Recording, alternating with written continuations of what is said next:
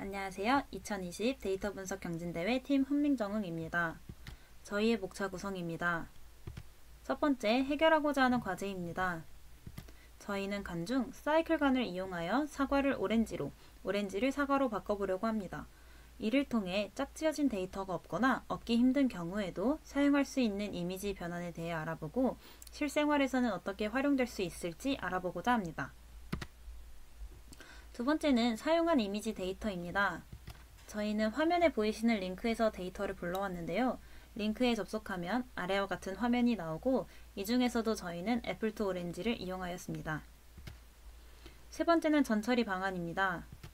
저희는 이미지의 차원을 128 곱하기 128로 변환하였는데요. 이는 학습에 너무 오랜 시간이 걸리는 것을 방지하기 위해서였습니다. 그리고 이미지 데이터 모두를 -1에서 1까지의 값으로 정교화하였습니다. 네 번째는 활용 기법입니다. 우선 간입니다. 간은 적대적 생성 신경망으로 판별자와 생성자가 서로 경쟁하면서 훈련합니다. 쉽게 예시를 들어보자면 생성자는 위조지폐범, 판별자는 경찰이라고 생각하시면 되는데요. 위조지폐범이 위조지폐를 만들면 경찰은 그것이 위조지폐인지 아닌지 확인하게 됩니다. 이 과정에서 경찰의 지폐 분별 능력이 성장할 것이고 이에 따라 지폐 위조범도 더 많이 학습하며 경찰을 이기기 위해 많은 노력을 기울일 것입니다. 이처럼 서로의 성능을 높여가는 것, 이게 바로 간의 원리입니다. 앞에 보이는 그림에서 생성자 G가 랜덤 잡은 벡터를 입력받아 새로운 벡터를 생성하면 판별자 D는 실제 값과 생성된 벡터를 둘 다 입력받아 진짜인지 아닌지 판별합니다. 다음은 사이클 간입니다. 사이클 간의 구조에 대해 먼저 알아보도록 하겠습니다. 위에 보이시는 그림이 사이클 간의 구조입니다. 다른 간들과의 가장 큰 차이점은 X에서 Y로 변환하는 것뿐만 아니라 다시 Y에서 X로도 변환해야 한다는 점입니다. 즉, 여기 밑에 보이시는 것처럼 얼룩말을 말로도 변환할 수 있어야 하고 그 밑에처럼 말을 얼룩말로도 변환할 수 있어야 합니다.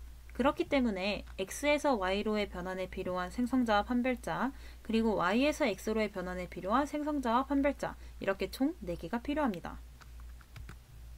자, 그렇다면 간이 실생활에서 어떻게 쓸 수 있을지 알아보도록 하겠습니다. 우선 의료 데이터입니다. 의료 데이터 분야에서는 특성상 비정상 데이터가 정상 데이터에 비해 굉장히 부족합니다. 그래서 간을 이용해서 실제와 유사한 가짜 의료 데이터를 생성하여 의료 데이터의 민감 정보 식별 문제를 해결할 수 있습니다. 지금 보이시는 화면은 데이터 도메인 적응 능력이 있는 흉부 엑스레이 분류를 위한 간 생성 모델 구조입니다. 그리고 이 화면은 간을 활용한 MRI CT 영상의 변환 구조이고요. 그 밑에는 변환 결과입니다. 다음은 금융 데이터입니다. 위의 그림은 이상치 탐지의 과정입니다. 간은 정상 데이터의 분포를 학습하여 이상치를 입력으로 받으면 탐지해냅니다. 따라서 아래 그림과 같이 금융 데이터에서는 고객의 신용카드 거래 데이터를 이용하여 새로운 데이터를 생성하고 둘의 맨하튼 거리를 이용한 이상 점수로 이상치를 탐지하며 이상치가 감지되면 바로 거래를 중단시킵니다. 마지막으로 자율주행입니다. 다양한 상황에 대한 자율주행 기술평가는 현재 시간과 비용의 문제로 실제 자동차가 아닌 가상 환경에서 이루어지고 있습니다. 이때 신뢰성을 높이기 위해서는 실제 사람 운전자와 같은 운전자 모델이 자율주행 자동차의 주변차로서 배치되어야 하는데요. 이때 인공지능 기반의 모델이 굉장히 좋은 연구 결과를 나타내고 있습니다. 그리고 그 모델이 바로 간을 기반으로 개발되고 있습니다. 자, 지금 보이시는 화면에서 오른쪽이 실제 게임 화면이고 왼쪽이 게임 화면을 실제처럼 재구성한 것입니다. 완전 감쪽 같죠? 마지막으로 프로그래밍 코드 및 결과입니다. 우선 구형 코드입니다. 위에는 다운샘플링 하는 동안 사용되는 컨브2D 층이고요. 아래는 업샘플링 하는 동안 사용되는 디컨브2D 층입니다. 이것은 생성자에 대한 코드인데요. 이때 유넷 구조를 이용하게 됩니다. 유넷 구조란 인코더 그리고 디코더로 구성된 오토인코더와 구조가 굉장히 비슷한데요. 차이점은 원본 이미지를 기억해서 최대한 비슷하게 생성하려고 한다는 것입니다. 다음은 판별제에 대한 코드입니다.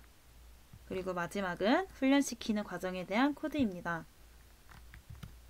이러한 과정을 통해 나온 애플 투 오렌지의 결과입니다.